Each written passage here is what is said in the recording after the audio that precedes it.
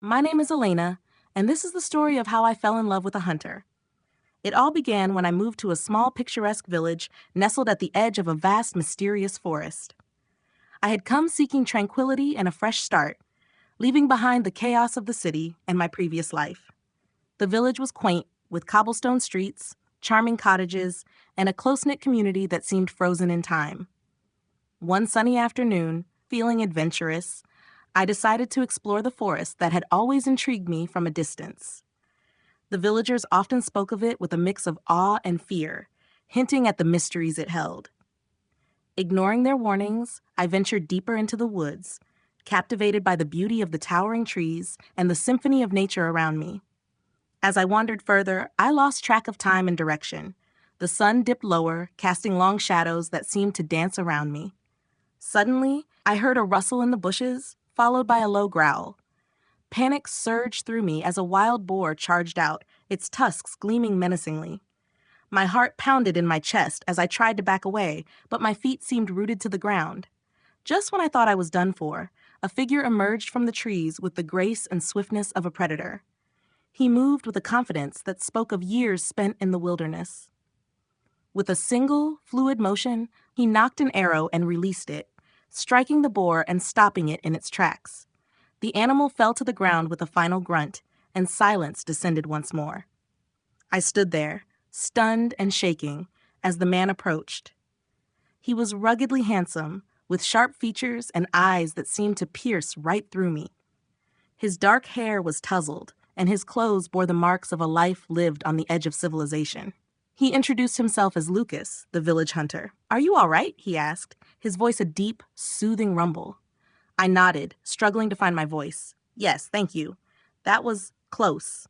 He offered me a hand, helping me up from where I had stumbled to the ground.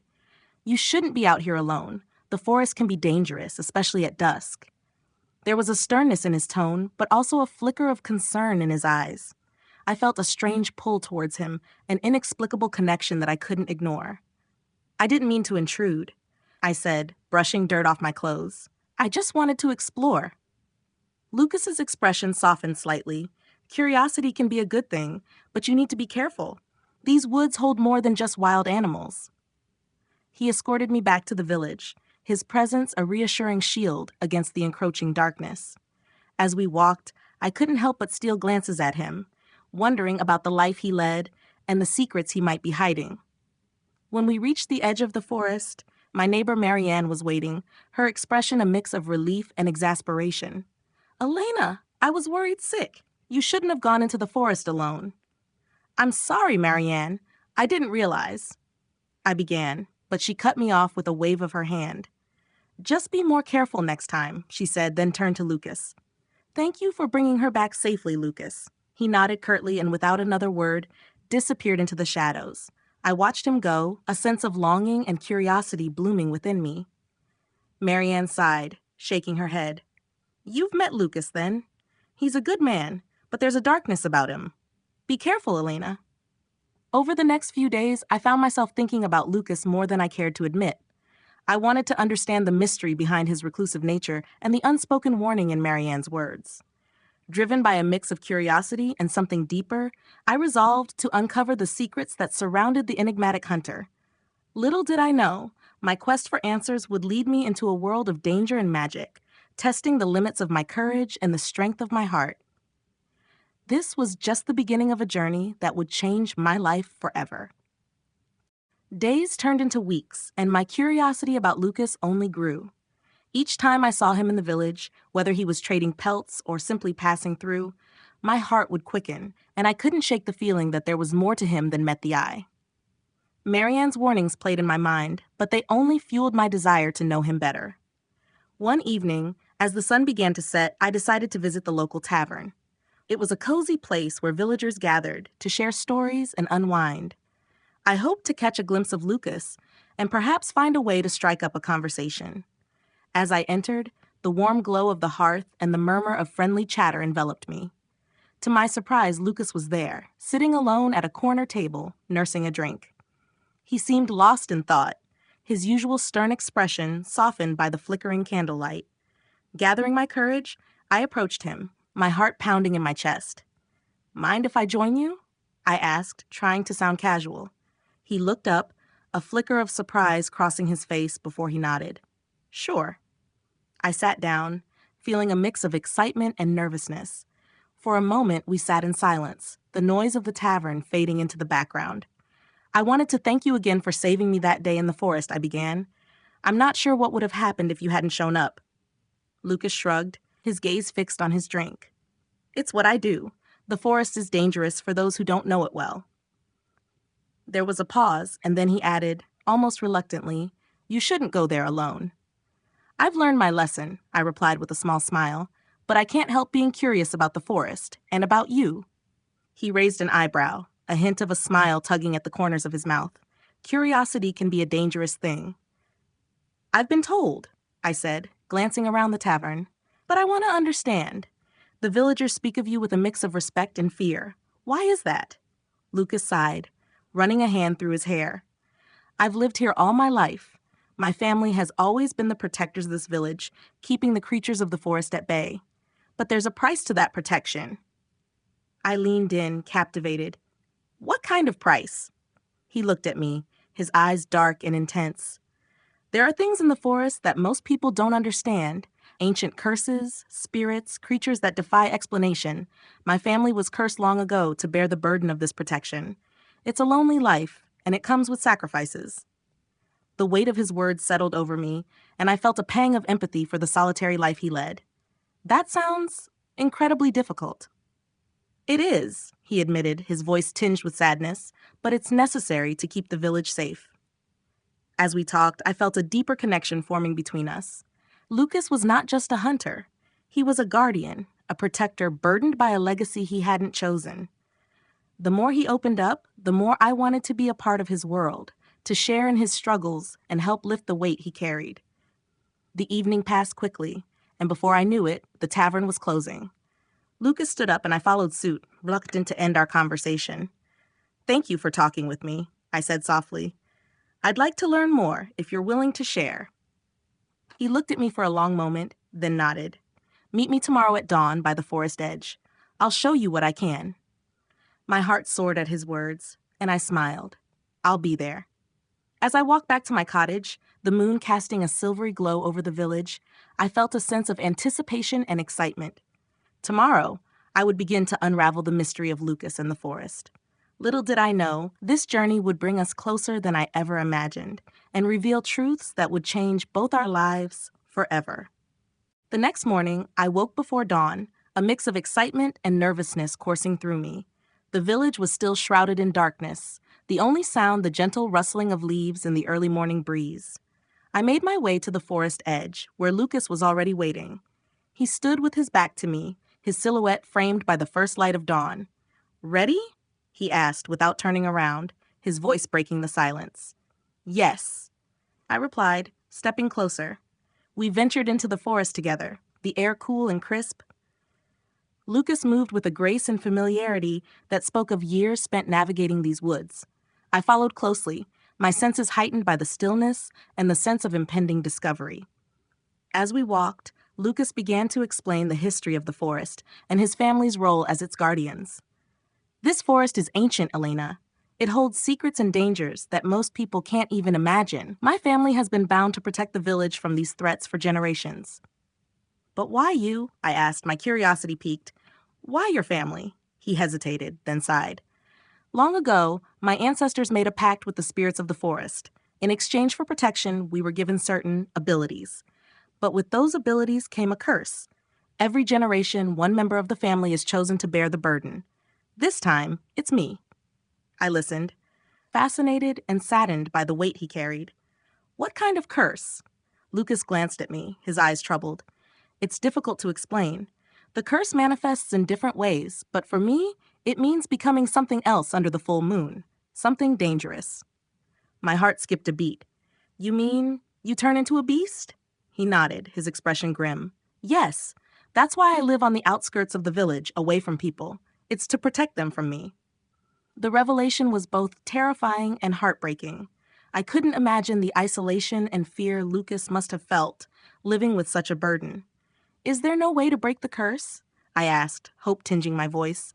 There might be, he said cautiously. Elder Rowan knows more about the forest magic than anyone. He's hinted at a possible cure, but it's risky and requires a rare herb deep within the forest. Determined to help, I said, then we should find it. Together. Lucas looked at me, a mixture of surprise and gratitude in his eyes. You don't have to do this, Elena. It's dangerous. I want to, I insisted. I want to help you, Lucas. You shouldn't have to bear this alone. He nodded slowly, a hint of a smile playing on his lips. All right, but we need to prepare. The journey will be long and perilous. Over the next few days, Lucas and I spent our time preparing for the journey. He taught me how to move silently through the forest, how to recognize the signs of danger, and the basics of survival. I felt a growing bond between us, strengthened by our shared purpose and the time we spent together. One evening, as we sat by a campfire near Lucas's cabin, he handed me an old, weathered journal. This belonged to my father. It details the history of our family and the curse. It might help you understand better. I took the journal, feeling the weight of its significance. As I flipped through the pages, I saw drawings and descriptions of the creatures Lucas had mentioned, as well as accounts of his ancestors' struggles and sacrifices. This is incredible, I whispered, moved by the stories of courage and resilience. Lucas nodded, his gaze distant. It's a legacy of both pride and pain. I've always wondered if there's a way to end it once and for all. We'll find that herb, I said firmly, and we'll break the curse. Our resolve strengthened. We set out early the next morning. The forest seemed more menacing as we ventured deeper, the trees closing in around us. Lucas led the way, his instincts guiding us through treacherous terrain and hidden dangers. During our journey, we faced numerous challenges. We encountered a pack of wolves, their eyes glowing eerily in the dim light. Lucas fought them off with a skill and ferocity that left me in awe. We also came across a ravine that seemed impossible to cross, but with Lucas's ingenuity and strength, we managed to find a way. Through it all, Jonas, Lucas's loyal dog, stayed by our side, his keen senses alerting us to unseen threats. There were moments when I swore Jonas understood more than a normal dog should, his eyes conveying a wisdom that was almost unsettling. As we traveled, Lucas and I grew closer, our bond deepening with each obstacle we overcame. One night, as we sat by a fire, I asked him about his family. He spoke of his parents with love and respect, their courage and sacrifice evident in his words. My father was a great hunter, Lucas said quietly, staring into the flames. He taught me everything I know.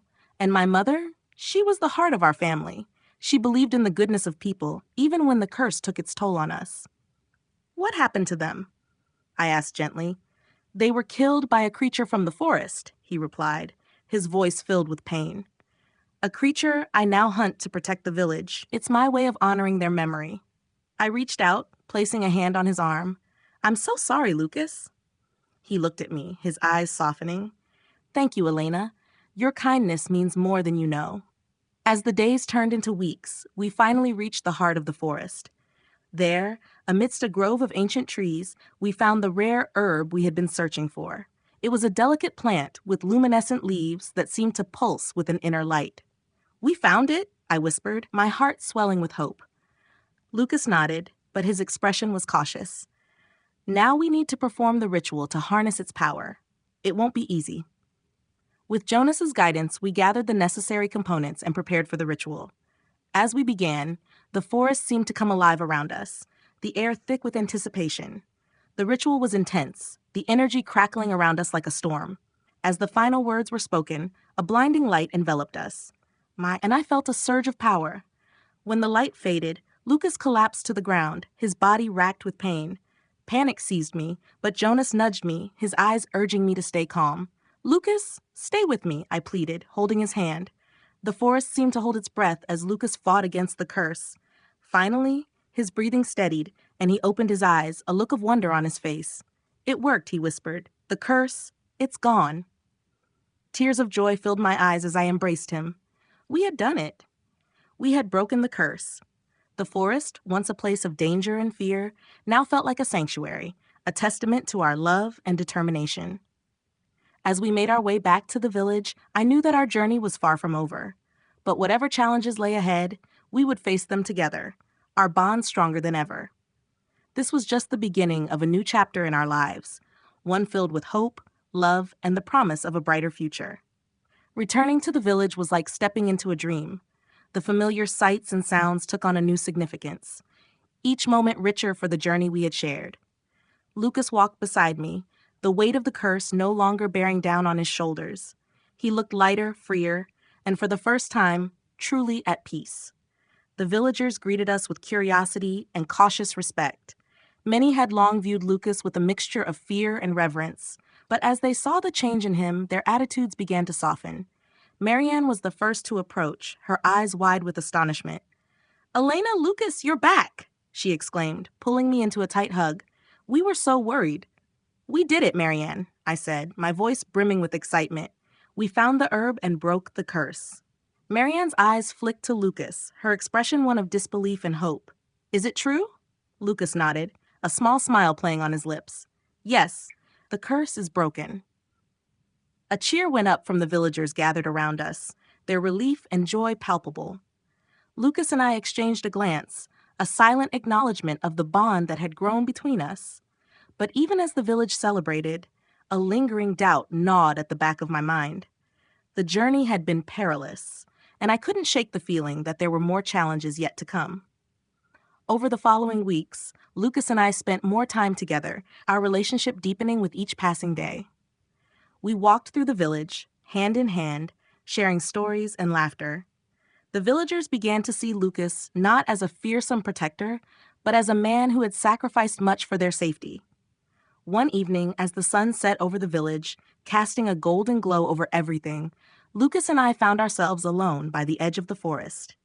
We sat on a fallen log, the silence between us comfortable and filled with unspoken words. "Elena," Lucas began, his voice soft, "there's something I need to tell you." I turned to him, my heart pounding. "What is it?" He took a deep breath, his gaze fixed on the horizon. "I've fallen in love with you. These past weeks, sharing this journey with you, it's made me realize how much you mean to me." My breath caught in my throat, and for a moment I was speechless. Then I reached out, taking his hand in mine. "Lucas, I love you too. I think I've loved you from the moment we met in the forest." He looked at me, his eyes filled with a mixture of wonder and relief. "You've brought light into my life, Elena. I never thought I'd find someone who could see beyond the curse and the danger." Tears of happiness filled my eyes as I leaned in, our lips meeting in a gentle, tender kiss. It was a promise of all the things to come, a declaration of our love and commitment to one another. But as our love blossomed, so too did the challenges we faced. Elder Rowan sought us out one evening, his expression grave. "Elena, Lucas, there's something you need to know," he said, his voice heavy with concern. "Breaking the curse was only the beginning. There are forces in the forest that won't be so easily defeated." "What do you mean?" Lucas asked, his brow furrowing. "The forest is home to ancient spirits and creatures bound by old magic," Elder Rowan explained. "With the curse broken, the balance has shifted. There are those who will seek to restore it by any means necessary." A chill ran down my spine as I listened to his words. "What can we do?" "You must remain vigilant," Rowan replied.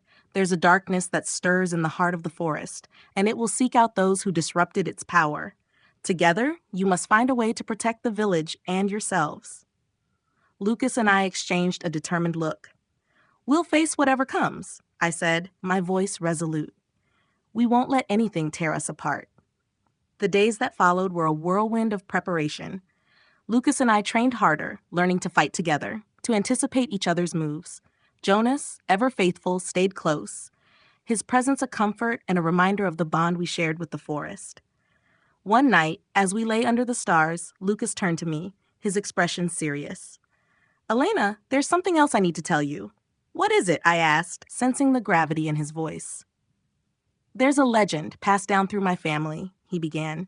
"It speaks of a great darkness that will rise if the balance of the forest is disrupted. A darkness that can only be defeated by a bond stronger than any magic." "What kind of bond?" I asked, my heart racing. Lucas took my hand, his gaze intense, a bond of true love. It said that only those who share a pure, unbreakable love can face this darkness and emerge victorious. I looked into his eyes, feeling the weight of his words. "Then we'll face it together, Lucas. Our love is strong enough."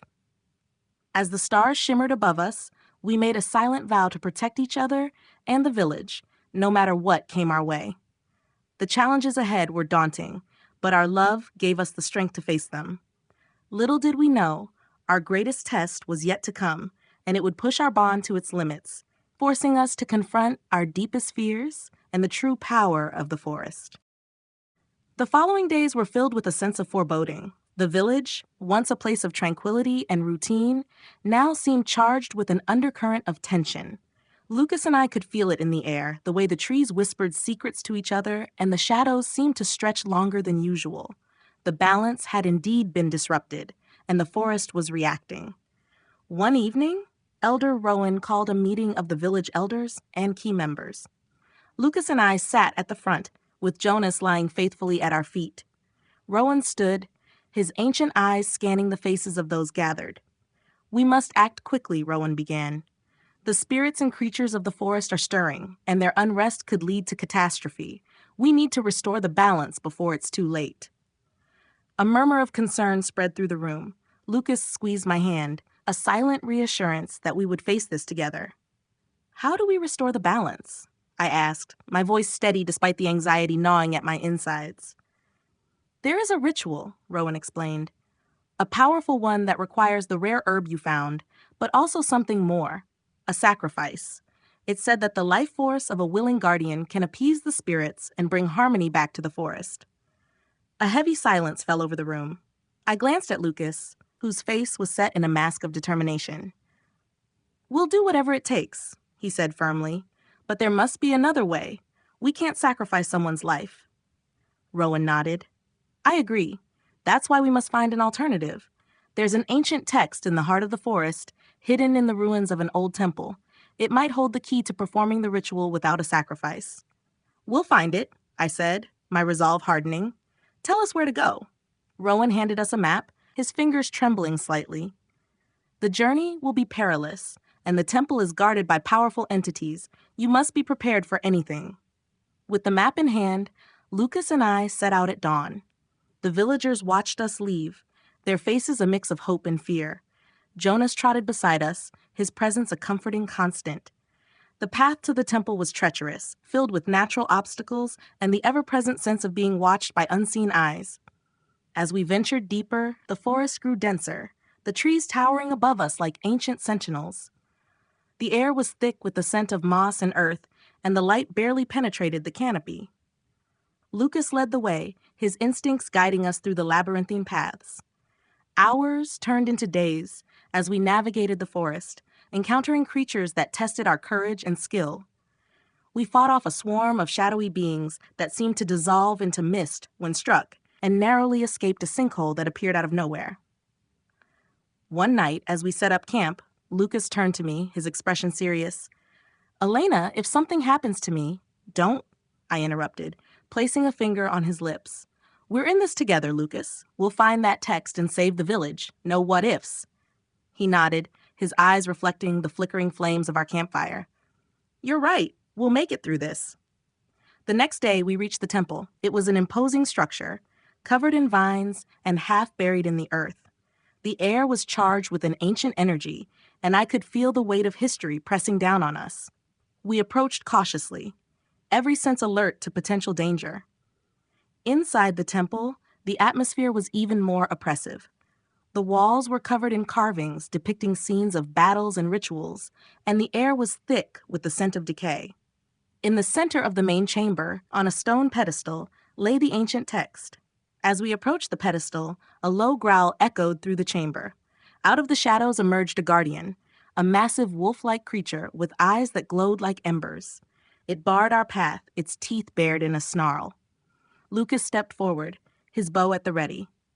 "We don't want to harm you," he said, his voice calm but firm. "We're here to restore the balance."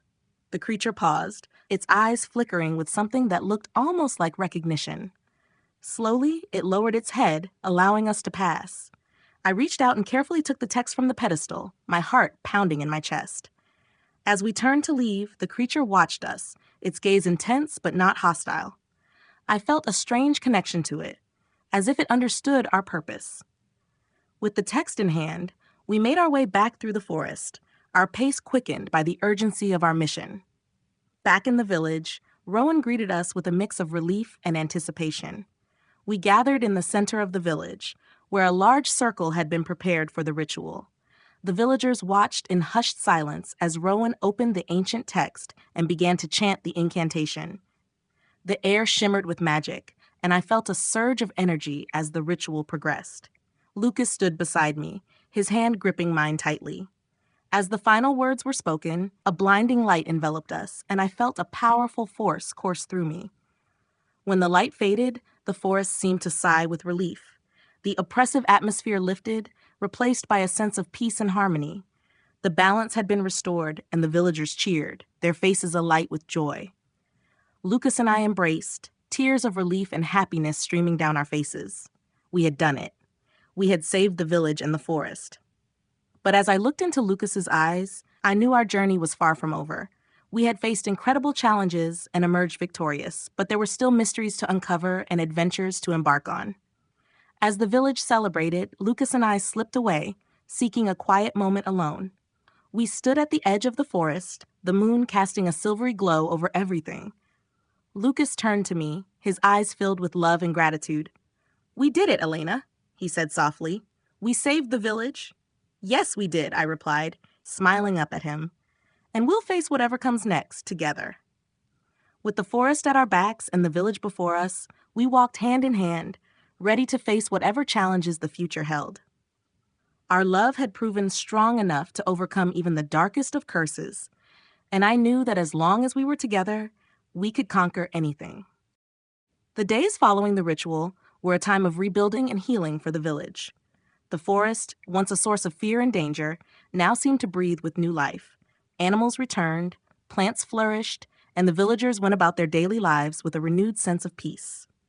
Lucas and I took on new roles as protectors and guides, helping the village adapt to the changes. However, beneath the surface, I couldn't shake the feeling that our journey was far from over. There were still questions unanswered, secrets buried deep within the forest, and a lingering sense that the darkness we had faced was not entirely vanquished. One evening, as Lucas and I walked through the village, a stranger arrived. He was an elderly man, dressed in tattered robes, his eyes sharp and piercing. He introduced himself as Cedric, a wandering sage with knowledge of the ancient magic that bound the forest and the village. "I've heard of your recent triumph," Cedric said, his voice a raspy whisper. "But I must warn you, the darkness you faced is not gone. It has merely retreated, biding its time." "How do you know this?" Lucas asked, his expression wary. Cedric looked at us with a knowing gaze. "Because I have seen it before. Long ago in another village, another forest, the darkness is cunning, and it will seek to return." "Then what do we do?" I asked, feeling a chill run down my spine. "You must find the source of the darkness," Cedric replied. "There is an artifact, hidden deep within the forest, that holds the key to its power. Destroy it, and you will banish the darkness for good." Lucas and I exchanged a determined look. "We'll find it," Lucas said firmly. "Tell us where to start." Cedric handed us a small, weathered map, its edges frayed and worn. "Follow this path. It will lead you to an ancient cave, where the artifact is said to be hidden. But be warned, the journey will be perilous, and the darkness will do everything in its power to stop you." With Cedric's words echoing in our minds, we set out once more, this time into the heart of the forest. The path was narrow and overgrown, and the air grew colder the deeper we went. Jonas trotted beside us, his ears perked and alert. As we walked, the forest seemed to close in around us, the trees whispering secrets we couldn't quite understand. The sense of being watched was ever present, and I couldn't shake the feeling that we were walking into a trap. On the third day, we reached the cave. It was a massive structure, its entrance shrouded in darkness. The air was thick with the scent of earth and decay, and a palpable sense of dread hung over the place. Lucas and I exchanged a glance, steeling ourselves for what lay ahead. Inside the cave, the walls were lined with strange, glowing runes, casting an eerie light that barely pierced the darkness. We moved cautiously, every step echoing in the silence. Jonas led the way, his keen senses guiding us through the labyrinthine passages. At the heart of the cave, we found the artifact. It was a small, obsidian sphere, pulsing with a malevolent energy. As we approached, the air grew colder, and a deep, guttural voice echoed through the chamber. "Leave this place." The voice hissed. "You cannot defeat me." Lucas stepped forward, his jaw set. "We've faced worse than you. We're not leaving until this darkness is banished." The ground trembled, and shadows began to coalesce around us, forming into dark, twisted shapes.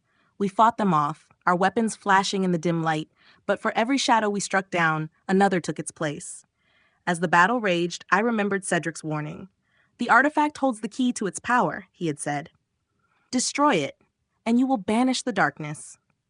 "Lucas, the sphere!" I shouted, dodging a swipe from a shadowy claw.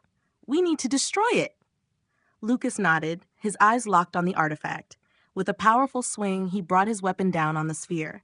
There was a blinding flash of light and a shockwave that sent us both flying. The shadows screamed and dissolved into the air, their forms dissipating like smoke. When the light faded, the artifact was gone, reduced to a pile of blackened shards. The oppressive atmosphere lifted, replaced by a profound sense of peace. We had done it. The darkness was truly banished. As we made our way out of the cave, the forest seemed to welcome us back, the trees whispering a song of gratitude. Jonas trotted ahead, his tail wagging, as if sensing that the danger was finally over. Back in the village, the news of our victory spread quickly.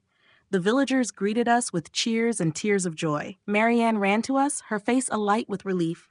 "You did it," she cried, hugging us both. "You really did it." Lucas smiled, his arm around my shoulders. "We did it together." That night, the village celebrated with a feast.